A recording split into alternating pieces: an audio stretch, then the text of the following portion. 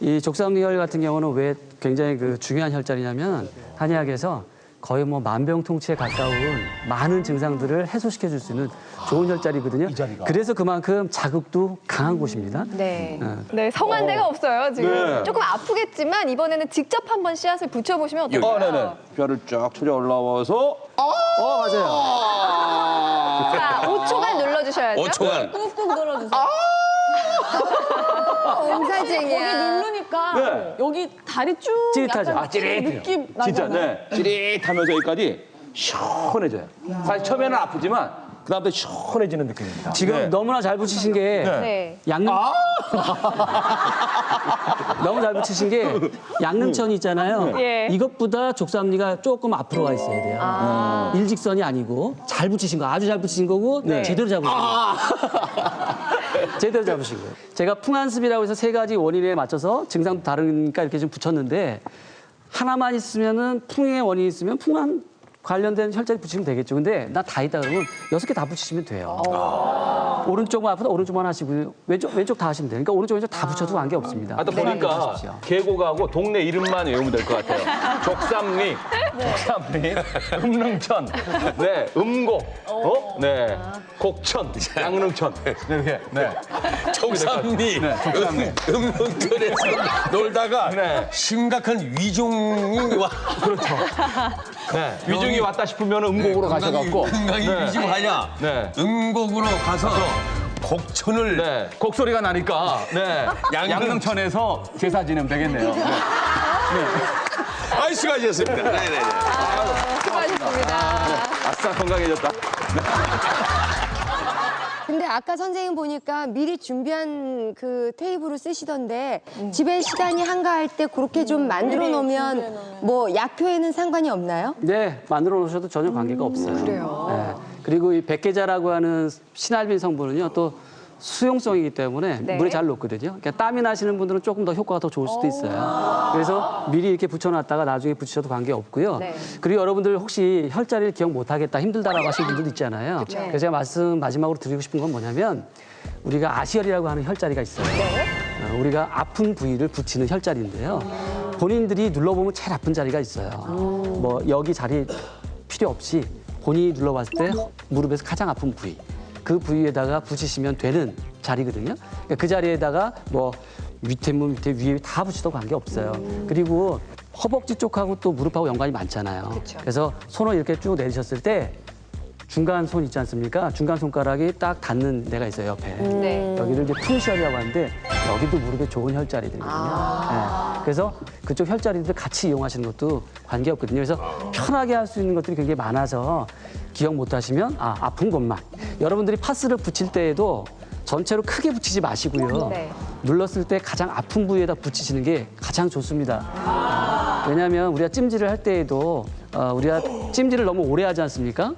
그렇게 되면 근육이 오히려 풀려가지고 우리가 관절에 더 무리를 줄 수가 있어요. 그래서 네. 찜질 우리가 하는 시간도 딱 정해져 있듯이 네. 우리가 파스를 한꺼번에 전체를 다 붙여버리면 아픈 부위 말고 다른 부위까지 근육이 이완될 수도 있거든요. 그래서 그런 부분이 있기 때문에 필요한 부분만 딱 붙이는 게 좋거든요. 그게 바로 한의학에서 얘기하는 경혈이라고 볼 수가 있는 겁니다.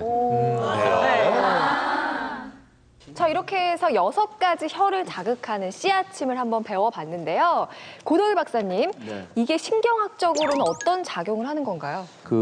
아까 눌러서 아프다고 했던 아시혈이라고 했던 부분이 이제 양방에서는 근막통 유발점이라 그래서 그런 것들이 이제 연구를 해보면 거의 80%가 일치하고요. 특히나 척추신경에서 나온 말초신경이라는 게 있습니다.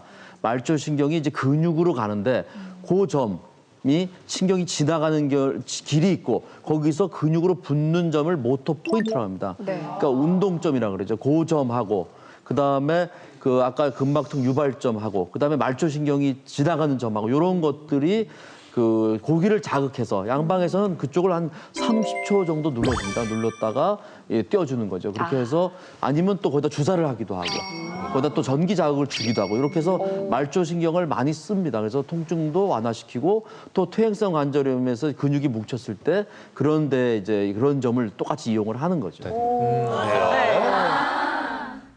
5,000원이면은 온 가족이 1년 내에 사용하실 수 있으니까 이거 꼭 활용해 보시면 참 좋겠습니다. 네. 이래서 특급 비법이래요. 네. 네. 특급 비법이고요. 예. 여러분들께서 어쨌든 활용하시는 게 중요하지 않습니까? 어려우면 활용이 안 되지 않습니까?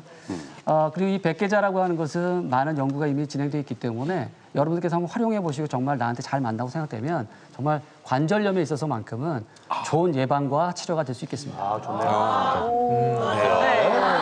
우리 엄지 방청객 분들 중에 평소 무릎 관절에 대해 궁금한 점이 있으신 분은 손을 번쩍 들어주시기 바랍니다. 예, 앞줄에. 예. 네, 제가 가끔 무릎 통증으로 약국에 파스를 사러 가는데요. 그 약사님께서 뭐 시원한 걸 드릴까요? 아니면 뜨끈한 걸 드릴까요? 물어보세요. 맞아요. 네. 근데 어떤 분들은 뭐 냉찜질이 좋다고 하고 또 누구는 온찜질이 좋다고 하는데 무릎 아플 때 냉찜질이 좋은가요? 아니면 온찜질이 좋은가요? 급성에서 이제 무릎이 막 부어올라서 막 이렇게 빨갛게 되고 염증이 생겼다. 네. 그런 경우는 그 부었으니까 이제 염증을 가라앉히기 위해서 찬 거를 대는 게 냉찜질이 맞죠, 급성. 예를 들어서 발목을 뼈다, 급성을 뼈다 그럴 때 찬 거를 대는 거랑 똑같죠. 그래야 안 그러면 더운 걸 대버리면 더 부어오르니까. 더 아프죠, 더 부어올라서. 그러니까 퇴행성 관절염이 평소에 있던 거는 만성인 상태이기 때문에 그때는 온찜질을 해서 근육을 이완시켜주고 통증을 완화시키는 게 맞고 퇴행성 관절염 환자가 갑자기 다쳐서 부어오르고 할 때는 냉찜질을 하는 거죠. 그러니까 상황에 따라서 급성이냐 만성이냐에 따라서 더운 거, 찬 거를 번갈아 가서 쓸 수도 있습니다. 근데 어머니 같은 경우에는 파스 같은 걸로 양도 안 차니까 뜨거운 펄펄 끓여가지고 고무장갑을 끼고 그거를 바로 짜가지고 아이고 시원하다 그러는데 오 피부가 엄마 걱정도 안 돼 그래도 상관없이 아이고 시원하다 이러시거든요. 네, 될 수도 있잖아요. 맞아요. 왕혜은 원장님, 네. 온찜질 할 때 또 냉찜질 할 때 온도도 중요하겠죠? 굉장히 중요하죠. 지금 아까 말씀하신 대로 어머니께서 그렇게 뜨거운 거 팔팔 끓는 이 무릎에 댔는데도 시원하다는 표현을 하셨잖아요. 네. 사실 나이가 들게 되면요. 피부 감각도 떨어지는 경우가 있어요. 그렇기 때문에 우리가 찜질을 할 때는요. 100도씨 끓는 물을 쓰는 것이 아니고 우리가 딱 물이 끓기 시작할 때 기포가 탁 올라올 때 있죠. 네. 그때가 보통 70도에서 80도거든요. 그때 이제 수건 담갔다가 싸서 한 김 싹 식히고 나서 무릎에다가 찜질을 하는 것이 좋고요. 네. 또 한 가지는 이제 미지근한 물에 생강가루를 풀게 되면은 그걸로 이제 습 찜질을 하게 되는데 그렇게 하게 되면은 약의 효과가 피부를 통해서 흡수가 됩니다. 그래서 이런 방법도 있어요. 그렇기 때문에 이 따뜻한 찜질을 항상 너무 뜨겁게만 생각하지 마시고 그냥 단지 우리가 따뜻하게만 해주면은 순환이 잘 되면서 무릎이 이제 통증이 감소가 되고요. 급성인 경우에는 이제 우리가 얼음 찜질을 하잖아요. 이때도 얼음을 직접 대게 되면은 피부에 손상이 올 수가 있습니다. 그렇기 때문에 보자기에 싸셔가지고 또 아니면 이제 얇은 수건으로 천으로 둘러싸가지고 하시는데 이때도 시간이 너무 길지 않게 한 5분에서 6분 정도 하시다가 또 한 1, 2분 쉬었다가 다시 5분, 6분 정도 하시면은 네. 그렇게 하시면 좀 안전하게 하실 수 있을 것 그러면 같습니다. 생각은 어떻게 즙을 낼까요? 그냥 이렇게 채를 써서 넣을까요? 두 가지 다 괜찮고요. 아니면은 그게 없다라면은 생강 가루를 쓰셔도 괜찮습니다. 네. 자, 여기에 대해 또 궁금증 또 있으십니까? 아, 예, 뒷자리. 폐염성 관절염에 걸리면 무릎에 물이 차고 퉁퉁 부으면서 많이 아프더라고요. 근데 주변 사람들은 물을 빼야 된다고 하는데 그 물을 빼야 되는지 확실히 알고 싶어요. 네, 일단 뭐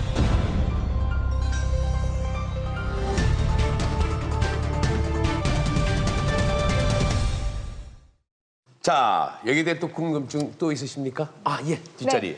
폐염성 관절염에 걸리면 무릎에 물이 차고 퉁퉁 부으면서 많이 아프더라고요. 근데 주변 사람들은 물을 빼야 된다고 하는데 그 물을 빼야 되는지 확실히 알고 싶어요.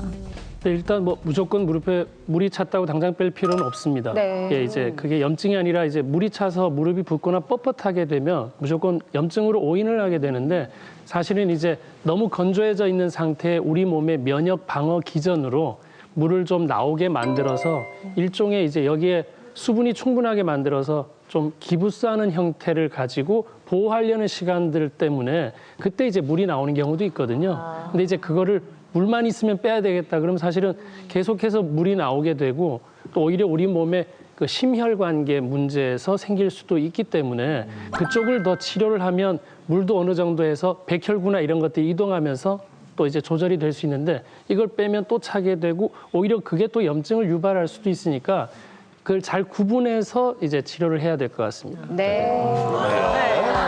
오늘 무릎 통증 잡는 법 알려드렸는데요. 오늘 알려드린 정보들 꼭 기억하셨다가 이 지긋지긋한 무릎 통증에서 벗어나서 무릎 관절 건강 꼭 지켜나가시길 바랍니다. 네. 오늘 함께해 주신 모든 분들 감사합니다. 네. 네. 박수를 보내드립니다. 네. 자, 그러면 다 함께 외치면서 또 인사드릴까요? 대한민국 국민 모두가 건강해지는 그날까지 엄지의 제왕!